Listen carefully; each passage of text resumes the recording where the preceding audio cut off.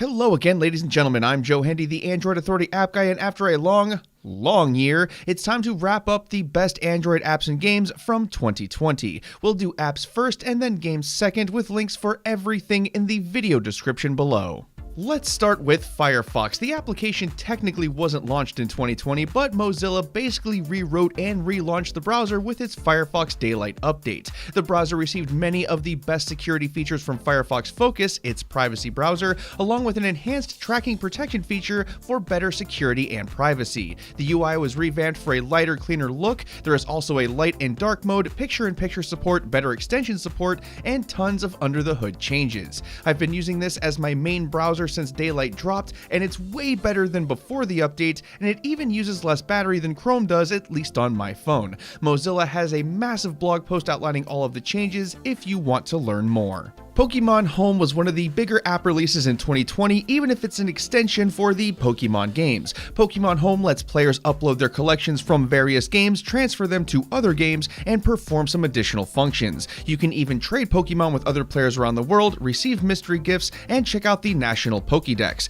This is obviously only useful for people who play the core Pokemon games, but the fact that you can trade your Pokemon with your phone, download the new Pokemon to your game, and play with it is really cool. Plexamp is a music player for people who use Plex servers. Plex is frequently listed as a good alternative to Google Play Music for people with their own music library. Plexamp gives you a top-notch music app to listen to that music. It all works out pretty well. The application has an excellent UI, gapless playback, fade-in and out features, and you can download music from your Plex server to your phone for offline play. Plex was already great for video and image content, but Plexamp made it great for audio content as well, and it couldn't have come at a better time with the sunsetting of Google Play Music. Plex costs money to use, but Plexamp is a free app. Zoom also technically wasn't launched in 2020, but it was arguably the most popular and influential app of the year. It had a ton of issues on the onset because it gained popularity so fast and it wasn't quite ready for it, but it eventually ended up fixing almost all of those issues over the course of the year. It boasted over 300 million active daily users just a few months ago. The features are pretty good. You can conference with up to 100 people, there's a whiteboard feature, a screen share feature, a text chat, and end-to-end encryption for everybody as of October 2020. It's far from perfect and plenty of people have run into bugs, but Zoom's catapult from obscure startup to essential daily tool is something you just don't see very often. Since it wasn't actually released in 2020, we gave it the runner-up for our Android App of the Year. The biggest innovation in Android apps in 2020 was the Exposure API from Google. Apple has a similar one for iOS as well. Apps built with this API help track COVID-19 exposure without actually revealing any of your personal details. It uses Bluetooth to anonymously handshake with anyone you come close to, and if any of those people report that they have COVID-19, you get a notification letting you know so that you can take the proper steps. You can also report your COVID-19 diagnosis so other people can be warned if they came into contact with you. It's quite the tool, especially when you consider how reactionary it was to a global pandemic that started less than a year ago. The only unfortunate part is how few regions around the world have access to it, and with the vaccine rolling out, we may not see the true benefits of this until the next global pandemic, but hopefully that's not for a really long time. At least the framework is built in now, so we won't have to wait so long next time. Riot Games released a couple of mobile games this year. The first was Legends of Runeterra. It's a strategy card game where you choose a champion, combine cards, and defeat your opponents. It also has some social features, and you earn cards as you play. You can buy cards you want, but they're pretty easy to earn on their own. It's right up there as one of the best card games of the year. They also released Teamfight Tactics, which is an online PvP auto battler game. The auto battle genre is a little bit newer. You build a team, you duke it out with other players, and you hope you wind up on top. You don't really control combat all that much, but the strategy is delivering the right stuff at the right time. Teamfight Tactics is also cross-platform with its PC version, and both games are pretty good.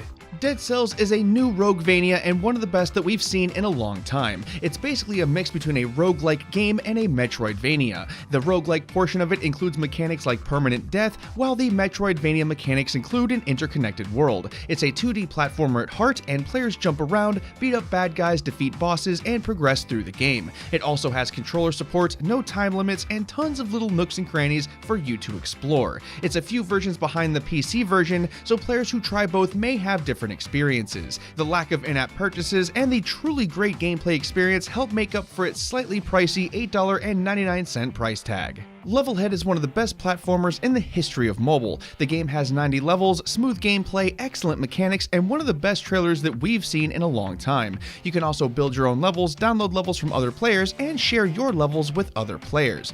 Thus, you get a Mario Maker style experience which keeps the game interesting long after you've finished it. The settings have features for speedrunners if you're into that sort of thing, and about the only knock against it is the lack of controller support. We do hope they add it in eventually. This is from the same developer as Crashlands, a game that won our Best Game of the Year award back in 2016, so you know that it's going to be good. This is one of the really good ones, especially if you like platformers. Sky Children of Light came out in 2019, but the Android version launched earlier this year. It's an adventure game with heavy social elements. Players explore 7 different realms to uncover the game's mystery, and you run into and socialize with other players while customizing your character to your liking. The game has excellent execution, the graphics are pleasing to look at, and the music is actually pretty good. Even the community around the game is super supportive and nice. It's not the most exciting game and the mechanics aren't overly difficult, however, the feel and atmosphere of the game are actually really pleasant. It's also good for people of most ages. Genshin Impact made the biggest splash of any mobile game in 2020. Luckily, it's also really good. It has a bunch of the same gameplay elements as Zelda Breath of the Wild, and that's probably why so many people like it. You play in a large open world, and you even get a glider to traverse longer distances without the need to climb everything. And yes, you do drown if you run out of stamina while swimming. There is a light gacha element, but nothing too serious. The voice acting is decent, the character development is good, and even the music is pretty good. The intro download is pretty big, but the RPG and adventure elements are totally worth it. This is the best of 2020, we're sure of it. And that about does it for this one, folks. This video's list was narrowed down from 50 total apps and games between 2 lists, so I strongly recommend you check out both written versions linked in the video description below to see all of our selections and honorable mentions. As always, thank you all for watching, have a wonderful New Year's, and I'll see you all next year.